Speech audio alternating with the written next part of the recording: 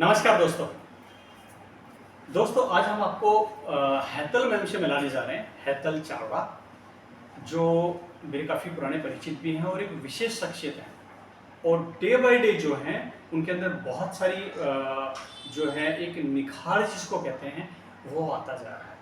और क्यों आ रहा है, किस प्रकार से आ रहा है और उस निखार का न केवल हैतल मैम और इनके परिवार को बेनिफिट है बल्कि एक जनमानस के रूप में अगर मैं इस बात को कहूँ तो कैसे जो है हम लोगों के लिए यूजफुल हो सकता है, आज हम उसी के ऊपर बात करने वाले हैं।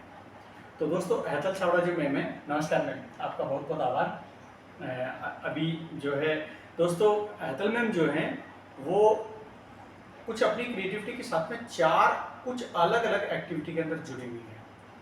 पहली जो एक्टिविटी है वो आप लोगों ने नाम सुना होगा ब्रह्मा कुमारीज। ब्रह्मा कुमारी जो है उसके अंदर क्या है कि आप जो है रेगुलर जो है वहाँ अध्ययनरत हैं। और दूसरा एक सन टू वुमेन जो है एक संस्था है जयपुर की, जहाँ ये लोग बहुत कुछ क्रिएटिविटी कर रही हैं, अभी हम जानना चाहेंगे। और उसके अलावा ये कोई एक कौन सी हो, सेवा धर्म फाउंडेशन, सेवा धर्म फाउंडेशन जो है उसमें बहुत सारी क्रिएटिविटी कर रही हैं, जिसके अंदर रविवार को जो है बच्चों को खाना, उनको पढ़ाना और बहुत सारी चीज़ें हैं। उसके साथ में अभी हम लोग जिस विषय पर बात करने वाले हैं वो ये गीता ज्ञानार्जन के अंदर भी आप जो है वो जुड़ी हुई हैं और उसको न केवल जो है स्वीकार करती हैं, अपने जीवन पर लागू करती हैं, बल्कि लोगों को बताती हैं कि कैसे जो है वो गीता हमारे लिए हमारे जीवन के लिए बहुत ज़रूरी और बहुत यूजफुल है। तो अभी हम लोग क्या करने वाले हैं, आज का हमारा मैम आज का हमारा जो विषय है वो क्या रहने वाला है? हरे कृष्ण, ओम शांति। हरे कृष्ण। सबसे पहले तो ये बताना चाहूंगी कि आज का विषय हमारा मेन टॉपिक रहेगा गीता अध्ययन, है ना, कि गीता हमें क्यों पढ़नी चाहिए।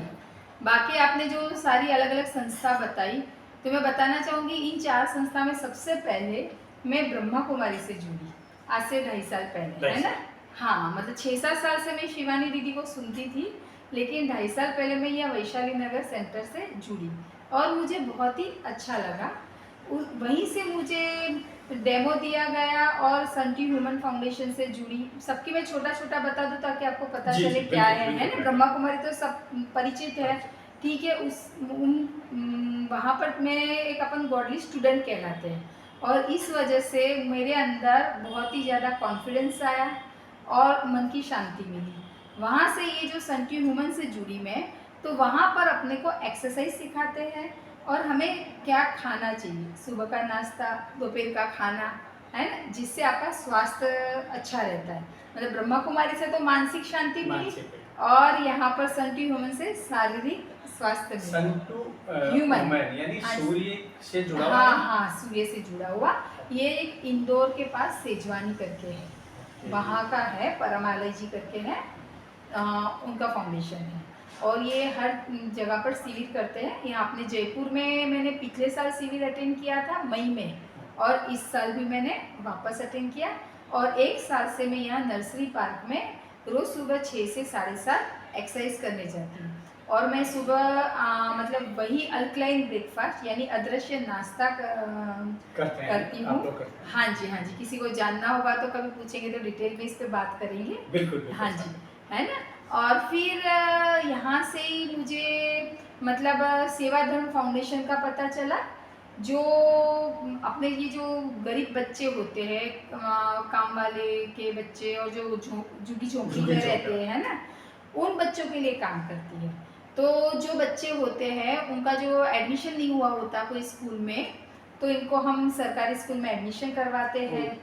फिर एवरी संडे हम सुबह नर्सरी पार्क में ही इन बच्चों के लिए भोजन की व्यवस्था करते हैं, अच्छा सा मतलब उनको हेल्दी फूड खिलाते हैं, अलग अलग गेम्स खिलाते हैं, डांस कराते हैं और उनको अपने जीवन को कैसे आगे बढ़ाना अच्छे वे में, है ना, उसके बारे में सब बताते हैं कि आपको झूठ नहीं बोलना चाहिए, मतलब कैसे हमारा जीवन आगे बढ़ाना चाहिए, क्योंकि उन लोगों ने तो लड़ाई झगड़ा और ये सब देखा होता है, तो उसमें से कैसे बाहर निकले। और बच्चों में देखते कि क्या विशेषता है, अगर किसी कोई पढ़ने में है, कोई खेलकूद में है, तो हम सोचते हैं कि उनको उस हिसाब से हम आगे बढ़ाएं, है ना। तो हाँ, यहाँ पर हम ये काम करते हैं सेवा फाउंडेशन में, ठीक है। और वहीं से जो सेवा फाउंडेशन चलाते हैं कमलेश जी करके, उन्होंने ही मुझे ये गीता पाठशाला का बताया कि गीता पाठशाला मार्च में यहाँ अपने वैशाली नगर में स्टार्ट हुआ ऑफलाइन। ऑनलाइन तो होता है, लेकिन मुझे ऑनलाइन से ज़्यादा ऑफलाइन में कुछ चीज़ें प्रैक्टिकली हाँ अच्छी होती है। हाँ हाँ हाँ। तो ऑफलाइन एवरी सैटरडे 3 से 5 हम लोग पढ़ने जाते हैं। वहाँ पर आचार्य जी पढ़ाने आते हैं, बहुत ही अच्छा पढ़ाते हैं। और वहाँ पर मैं गीता पढ़ने जाती हूँ मार्च, अप्रैल, मई, जून, मतलब ऑलमोस्ट ये मान लो ये 5 महीने मेरे ये जुलाई में कंप्लीट हो जाएंगे। तो आज हम मेन टॉपिक गीता क्यों पढ़े उस पे लेंगे। बहुत बढ़िया दोस्तों, 4 संस्थाओं के बारे में जिनसे एक्टिविटी में जुड़ी हुई हैं मैम हैदल मैम, वो तो मालूम चला ही, लेकिन पिछले 5 महीने से जो है वो गीता सार के साथ में जुड़ी हुई है। तो बिल्कुल मैं पता है कि गीता, आज हम लोग ये बात करने वाले गीता का महत्व क्या है, गीता हमारे लिए क्यों जरूरी है, शायद इस पर हम बात करें। हाँ बिल्कुल, गीता हमारे लिए इसलिए जरूरी है कि पहले के ज़माने में आपको पता होगा सब गीता पढ़ते थे, है ना। दिन ब दिन वो गायब होता जा रहा है। अब गायब होता जा रहा है तो आजकल की जो यंग जनरेशन है, हम भी आ गए उसमें, तो हम हमारे जीवन की जो मुख्य उद्देश्य क्या है वो भूल चुके हैं। आज किसी तरह का तनाव होता है। हाँ, आज का मानव ये सोचता है कि खाया पिया सोया उठा पार्टी की जीवन खत्म। लेकिन गीता ये बताती है कि नहीं, हमारे जीवन का सिर्फ ये उद्देश्य नहीं है। मनुष्य जीवन जो है बहुत दुर्लभ होता है, और मनुष्य जीवन का जो अंतिम लक्ष्य है उसकी प्राप्ति हम कैसे करें, वो हमें गीता बताती है। हैदल मैम, क्या है हमारे जीवन का अंतिम उद्देश्य, वास्तव में क्या है या क्या होना चाहिए? हाँ, गीता क्या कहता है? बिल्कुल, गीता के अनुसार हमारे जीवन का अंतिम लक्ष्य है भगवान की प्राप्ति। अब भगवान की प्राप्ति का क्या मतलब है? भगवान की प्राप्ति का मतलब ये नहीं कि आप संन्यास लेके बैठ जाओ और राम नाम जपो, है ना। भगवान की प्राप्ति का मतलब है, गीता कहती है कि कर्तव्य कर्म का पालन करो। अब कर्तव्य कर्म क्या है? अब मैं गृहिणी हूँ तो मेरा कर्तव्य कर्म क्या है, एक माँ हूँ उसके हिसाब से कर्तव्य कर्म क्या है, मैं टीचर हूँ तो मेरा कर्तव्य कर्म क्या है। तो गीता हमें ये कहती है कि हमारे कर्तव्यों को बहुत ही अच्छे से पालन करना। हाँ जी, ये बताती है कि ये है, और ये कर्तव्य पालन करते करते हम भगवान को मिलते हैं। और दूसरा ये बताती कि हमेशा आनंद में रहना, यानी कि हम सच्चित आनंद हैं।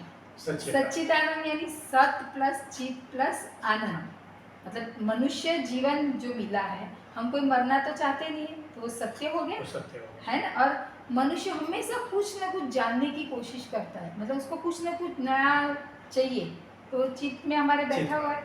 और हम चाहे अच्छा करें या बुरा करें, लेकिन हम आनंद में ही रहना चाहते हैं, इसीलिए सच्चिदानंद हो गया। तो मनुष्य जीवन का मतलब जो परम उद्देश्य है, आखिरी लक्ष्य है, वो गीता बताती है कि आनंद में रहना और भगवत की प्राप्ति करना, ये, और कर्तव्य पालन करते रहना। मतलब मैम एक चीज़ बताएं कि आज के समय में जो खासतौर से नई जनरेशन जो है, वो जरा सा तनाव होते ही बहुत कुछ आउट ऑफ द वे हो जाती हैं, है ना। तो उनको आप जो है एज ए गीता आप क्या संदेश देना चाहेंगे? नई जनरेशन को मैं यही बताना चाहती हूँ कि आजकल के जनरेशन में क्या हो गया है कि पेशेंस नहीं है ना, सहन शक्ति नहीं है। वो क्यों नहीं है कि भाई पहले क्या होता था कि पेरेंट्स ने बोला या स्कूल में टीचर ने बोला ये करना है तो ये करना है ना, ये नहीं करना है तो ये नहीं करना है, तो हम समझते थे, क्योंकि वो जो हमारे जो बड़े थे वो भी अपनी फर्ज जो थी वो अच्छे से निभाते थे, ठीक है ना। संयुक्त परिवार, हाँ, संयुक्त हो या सिंगल हो, लेकिन वो अपनी फर्ज निभाते थे। उनको पता था कि बच्चों के प्रति हमारा क्या कर्तव्य है। स्कूल में टीचर्स को पता था कि स्टूडेंट्स के प्रति मेरा क्या रोल है ना, तो वो अपनी निभाते थे, तो बच्चे मानते थे। धीरे धीरे क्या होता गया कि फैसिलिटीज़ बढ़ती गई, पेरेंट्स ने अपने बच्चों को फैसिलिटी देना शुरू किया, स्कूल में भी फैसिलिटी मिलती गई, तो बच्चों को बिन मांगे सब कुछ मिलने लगा, है ना, मिलने लगा। और दूसरा ये इंटरनेट, मोबाइल, टीवी, सब कुछ तो उनके पास अवेलेबल है, तो इसमें जो है वो बच्चों को पता ही नहीं है कि हमें क्या करना। वो भागना चाहता है, ठहराव जरूरी है, कहाँ ठहरना है। ठहराव देती है। यस, गीता ठहराव देती है। गीता कैसे ठहराव देती है? गीता जैसे जैसे आप पढ़ोगे तो उसमें पता चलेगा कि आपके लिए क्या सही है क्या गलत है। आपको कोई कर्तव्य करना है तो कैसे करना है, आपके साथ गलत हो रहा है तो गीता ये नहीं कह रही कि चुप बैठो, है ना, गलत का सामना करो, लेकिन कैसे करना कैसे है, करें, ये तनाव मैनेजमेंट कैसे करें, तनाव मैनेजमेंट कैसे, ऐसे नहीं कि एक ने गाली दी तो तुम भी गाली दो, नहीं, कैसे मैनेज करना है ये सब हमें गीता बताती है। तो और आज के युवा बच्चे, इनको तो गीता ज्ञान होना बहुत जरूरी है। इसलिए जरूरी है कि हम चाहे कितने ही कानून लगा दें, है ना, लेकिन जब तक ये जो युवा है वो अपना जो मेन रोल नहीं समझेंगे, है ना, तब तक तो वो कोई मतलब ही नहीं। हम एक कानून लगाएंगे वो 10 तोड़ने के लिए पता चल जाएगा कि हमें कहाँ कैसे करना है। तो मैं तो ये सोचती हूँ कि घर घर में गीता पढ़ी जानी चाहिए। क्या बात है, क्या बात है दोस्तों। बिल्कुल। में एक बता रहे थे आपकी जो है जानवर और इंसान में क्या फर्क है, और इंसान एक तरीके से जानवर का जीवन जीने लग गया है जिसमें गीता का बहुत बड़ा रोल था, है और रहेगा। हाँ। तो आप थोड़ा बताएं उस पर भी, थोड़ा जन्मों को लेकर जो है हमारे 84 लाख जन्म है उसको लेकर भी कुछ बताएं। इसमें ऐसा है कि मनुष्य योनि जो है वो हमें 84 लाख जन्म के बाद मिलती है ना, गीता जी के कहने के हिसाब से, ठीक है।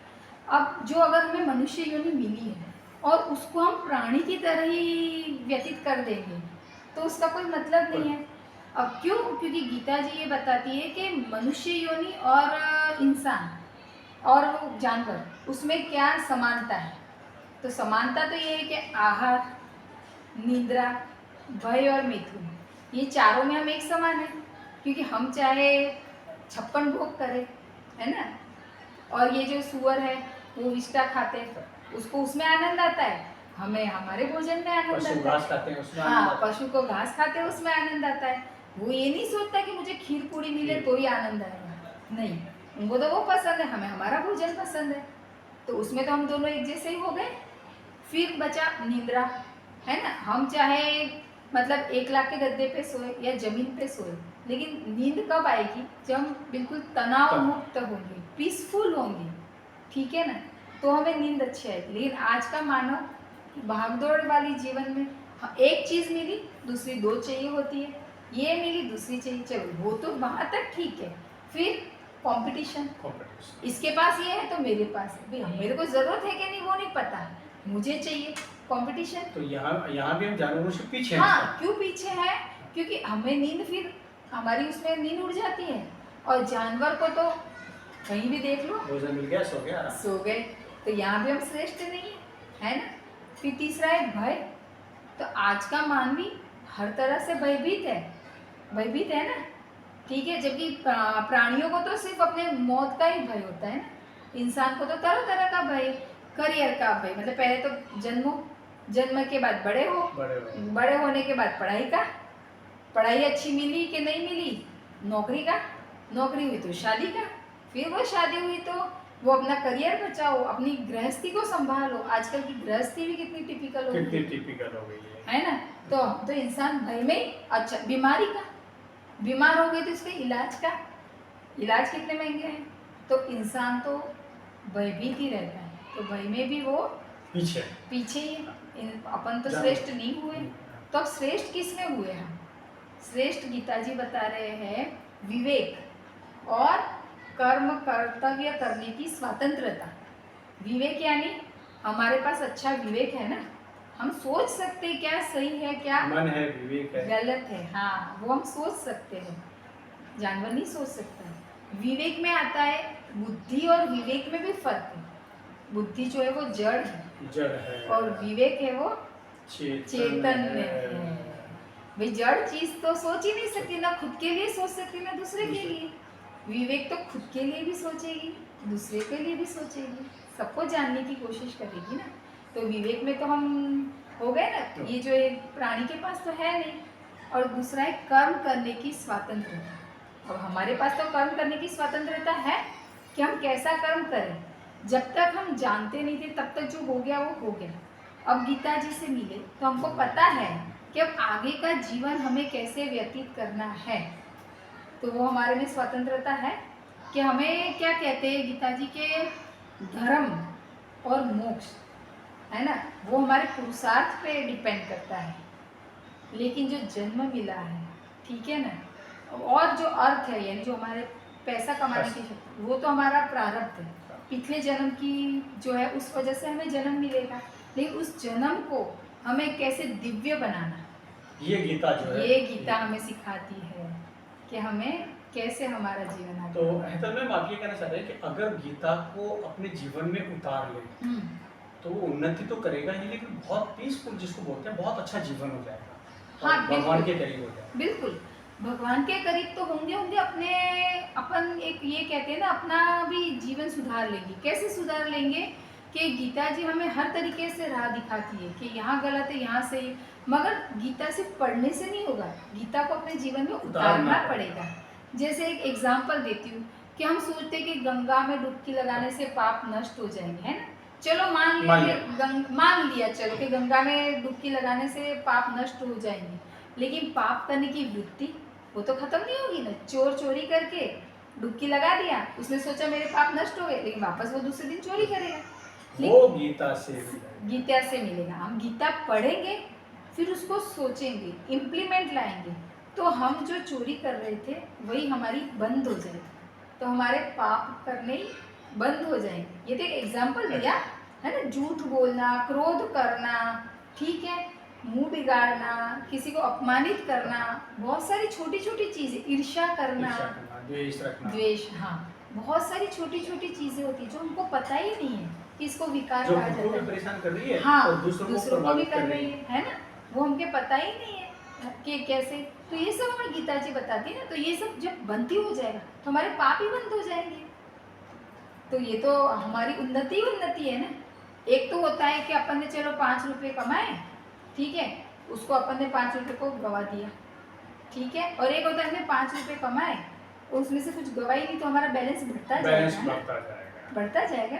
तो गीता जी हमें ये सिखाती है कि हमारे पाप करने की वृत्ति खत्म हो जाती है। बहुत बढ़िया है। मैं और कोई संदेश देना चाहेंगे गीता के संदर्भ में? हाँ, संदेश तो बस मैं यही देना चाहूँगी कि जो मनुष्य योनि मिली है हमें, और ये मनुष्य योनि मिलना तो बहुत दुर्लभ है, जैसे अपन सुनते आते हैं ना कि 84 लाख जन्म के बाद हमें मिलती है। फिर मनुष्य योनि मिलने के बाद आध्यात्मिक होना, भगवान की प्राप्ति करना, उसके लिए हमें पुरुषार्थ करना, ठीक है ना, कि हम भगवान की प्राप्ति कैसे करें। और भगवत की प्राप्ति होगी, उससे क्या होगा, हम सिर्फ हमारे लिए नहीं दूसरों के लिए भी सोचेंगे कि कोई दुखी है, किसकी कैसे सेवा करें। सब सोचते हमारे पास पैसा होगा तो करेंगे, नहीं, एक स्माइल करके भी हम किसी को सुख दे सकते हैं ना। किसी की कुछ मतलब मान लो कुछ चिंता में है, तो उसका दुख सुन के भी हम उनको थोड़ा आश्वासन दे के भी कर सकते, मतलब किस तरीके से हम उनको कर सकते। तो ये हो गया लक्ष्य हमारा गीता से। तीसरा हो गया जैसे गीता मतलब ये हमारा जो मनुष्य योनि को सुधारने के लिए कहूँगी सिंपल भाषा में, तो कोई गुरु तो चाहिए, हमें चाहिए ना। तो ये भगवत गीता है, वो एक तरह से हमारे सद्गुरु है। क्योंकि देखो इंसान तो ये कहेगा, इंसान की गलती नहीं, आप कहोगे इतना जी ये सही है, मैं कहूँगी ये सही है, लेकिन आप अपनी सोच के हिसाब से कहोगे और अपने जीवन की धारणा के हिसाब से कहोगे, मैं मेरे हिसाब से कहूँगी, लेकिन गीता जी बताएंगे कि क्या सही है और क्या गलत, और हमें उस पर पूरा विश्वास करके आगे बढ़ना है कि जो उनकी श्रीमत है उसके अकॉर्डिंग हम जाएंगे तो हमारा जीवन तो धन्य होगा, ये जन्म भी अच्छा हो जाएगा और अगले जन्म भी होगा। तो मैं तो सबको यही कहना चाहूँगी, आज की जनरेशन है या पुरानी है, बच्चे हैं, बड़े हैं, सबको, जैसे मुझे भी ज्ञान नहीं था तो मैं उस हिसाब से जीवन जी रही थी, लेकिन जब से मुझे गीता का ज्ञान आया तब से मैं अपने में इम्प्रूवमेंट लाने की कोशिश कर रही हूँ कि मैं कैसे खुश रहूँ और मेरे आसपास वाले कैसे खुश रहे और कैसे शांति से और ठहराव वाला जीवन जी सके ना। और ठहराव का मतलब ये नहीं है अब जैसे हाँ कि ये जनरेशन ये सोचेगी कि ठहराव का मतलब कि हमें आगे नहीं बढ़ना, नहीं, आप अपनी करियर बनाओ, है ना, बहुत अच्छे से बनाओ, ठीक है, मतलब खाओ पियो घूमो फिरो, लेकिन किस तरीके से पीसफुल और अच्छे कर्म करके, दूसरों को परेशान करके नहीं, है ना, दूसरों को खुश करके कैसे आगे बढ़ा जाएगा, ये गीता जी सिखाएगी। तो मैं तो इसीलिए यहाँ पर आप सबके समक्ष हाजिर हुई हूँ कि जो मुझे खुशी मिली है ना, वो आप सबके साथ बांट सकूँ और आप सब भी इतने ही खुश हो, तो ये अपना भारत जो है वो भी खुशहाल देश बन जाएगा। और जो कहते हैं ना सतयुग, वो फिर वो फिर आ जाएगा सत्युग। बस यही मैं तो कहना चाहूँगी कि मेरे पे थोड़ा विश्वास करके आप गीता जी पढ़ना शुरू कर दीजिए। बहुत बढ़िया हेतल मैम। दोस्तों बहुत अच्छी हम लोगों को एक संदेश मिला, और ये सही है कि आज के वर्तमान दौर के अंदर जो इंसान जिस तनाव में और उससे गुजर रहा है, मतलब हर कोई विद्वान, हर कोई एक विद्वजन ये कहते हैं कि गीता में उसका सॉल्यूशन है, और हमें चाहिए कि वास्तव में हम गीता के करीब जाएं। और अगर हम कुछ किसी को देने की बात करते हैं तो जीवन में कोशिश करें कि पशु पक्षी, व्यक्ति, बीमार इंसान, उसके ज़रूर सहायता करें। अगर आप कुछ भी नहीं कर सकते हैं तो गुरु नानक देव ने एक बात कही थी कि आपके पास अगर कुछ नहीं है तो अपनी मुस्कुराहट आप किसी को दे दें। तो आपका ढेर सारा आभार हेतल मैम। आपका भी आभार। तो धन्यवाद, और आपसे यूं ही भविष्य में फिर कोशिश करेंगे कोई न कोई एक गीता या और कोई विषय के ऊपर आपसे जो है ज्ञानार्जन हमारे जो भी व्यूअर्स हैं उनको देते जाए। बिल्कुल बिल्कुल बिल्कुल। प्रणाम जी, प्रणाम। जय श्री कृष्ण। जय श्री कृष्ण। हरे कृष्ण।